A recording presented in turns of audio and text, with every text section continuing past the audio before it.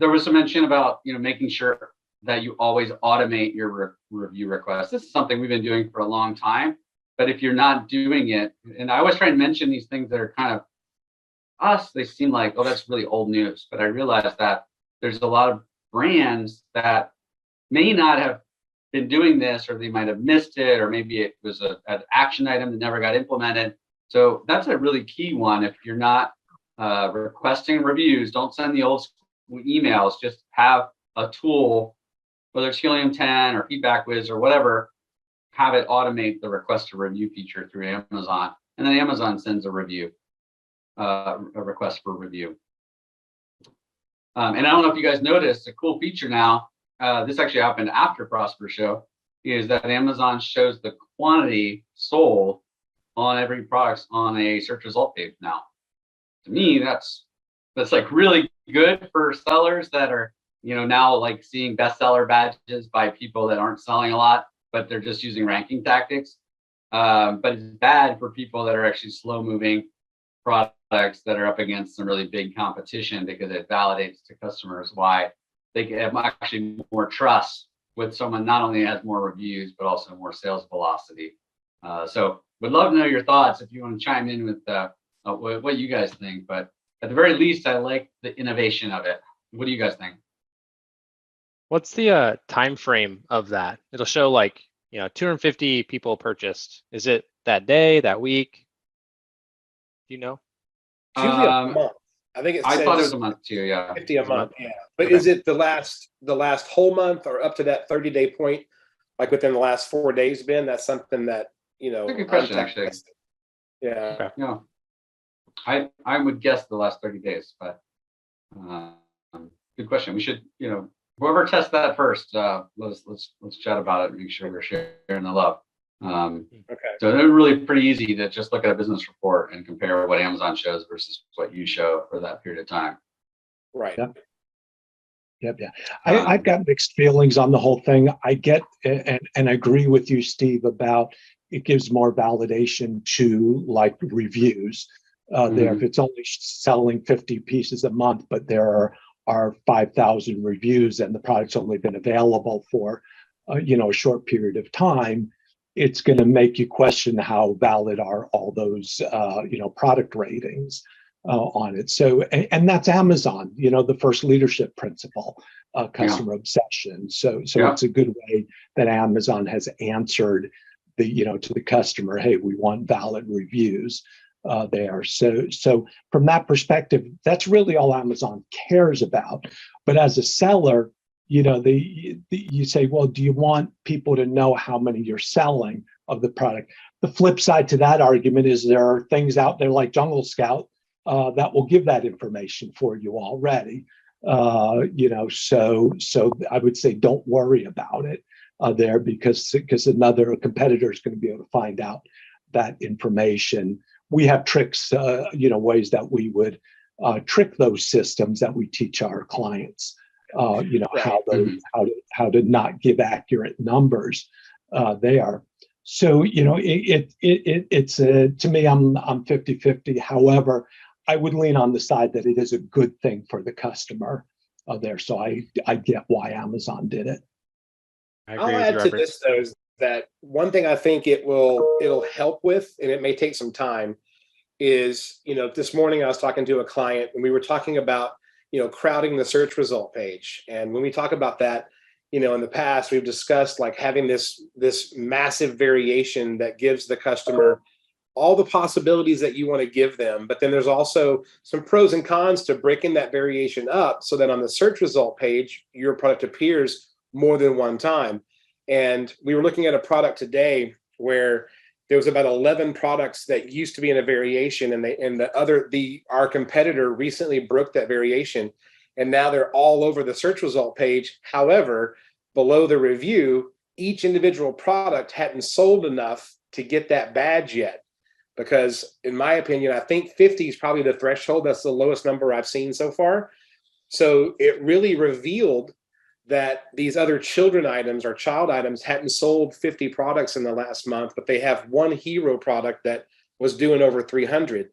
So when sellers do that kind of stuff, this might be one of the benefits Amazon's thinking about is that it keeps those sellers from breaking those variations, because it really is telling when a consumer sees that number below the review, if they start looking at that now, that's going to hurt those sellers that break those variations like that. Yes, it's kind of interesting to try and predict why Amazon's doing it, and what it's going to do to folks that are trying to play the game, and what it's going to do to people that are really trying to be fair.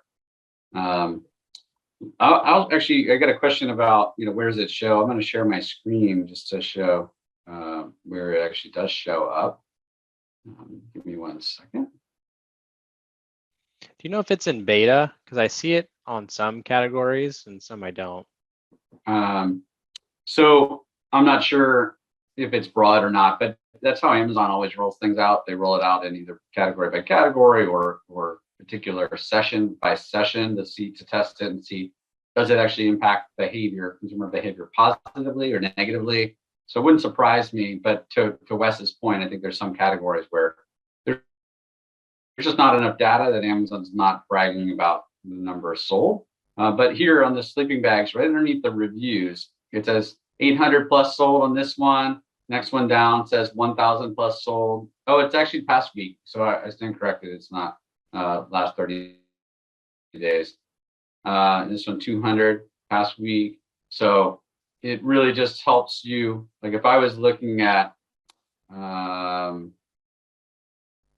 these two, this is a good comparison. This one doesn't have that many less reviews, but look how much less sales it has. It might make me question why does one sell so much better than others? Well, this one happens to be a kid's sleeping bag. This one's for adults and kids. This one's probably more relevant for people that are just buying, people just need to buy sleeping bags for sleepovers probably more commonly than they need to buy it for camping. Maybe, I'm not sure. But that is an interesting insight that Amazon's now sharing.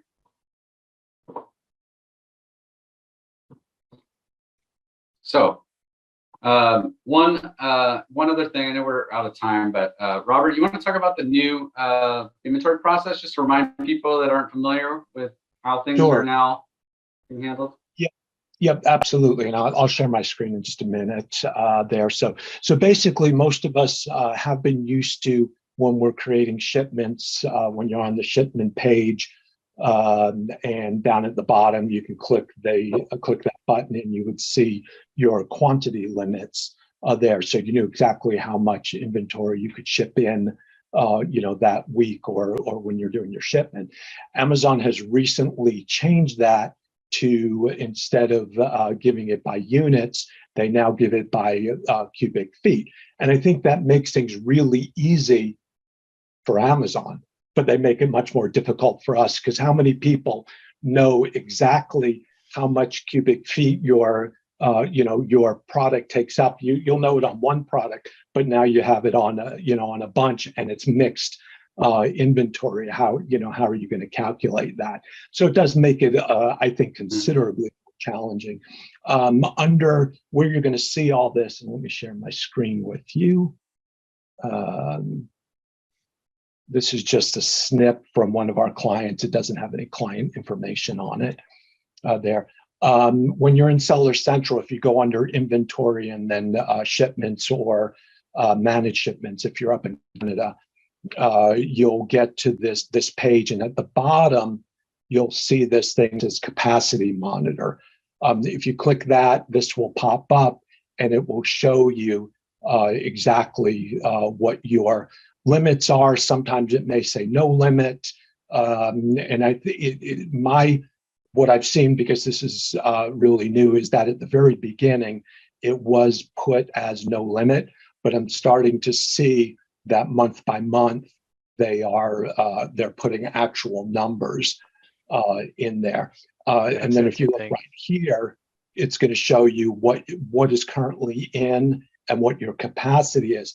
And to me, this is going to be the easiest thing for a seller to look at there, because as this increases, you're going to have less and less units available for you to ship in. So in the case of this example, I'm not so concerned. I know how much inventory, total inventory I have. Let's say it's 50,000 units, and I see this is mostly 50-50. I can probably ship, I have the ability to have 50,000 more units in there. Doesn't mean I'm going to do that, because you want to always have a robust pipeline to where you have at least 30 days of inventory in, you have some product in transit there, you've got your next shipment ready to go, so on. And that's all about building that robust there for you. Good call out. Yeah. Now, one thing to note is it's by category, right? So standard size, Yes. oversized, extra large. So make sure you pay attention to that. Exactly. Yep. Yeah. Click through. In this case, we're all standard size for this specific client. But if anything you do fits any of those other things there, make sure, especially if you're a hazard and your material falls under that hazmat classification. Yeah. All right. Well, with that, I think we will wrap. So if you do have any other questions that we didn't get a chance to answer, just shoot us a note. We'd be happy to set aside some time to answer any questions you have. And if you're new to Prime Guidance and you'd like to talk about how we can help you, just reach out to us. We're going to put a page with my contact information. Be happy to do a free listing assessment and strategy discussion with you, and share our initial thoughts, and also share how we can help you. So thanks again, everybody. Great conversation. Thanks, everybody. Take care, everybody. Bye. Bye-bye.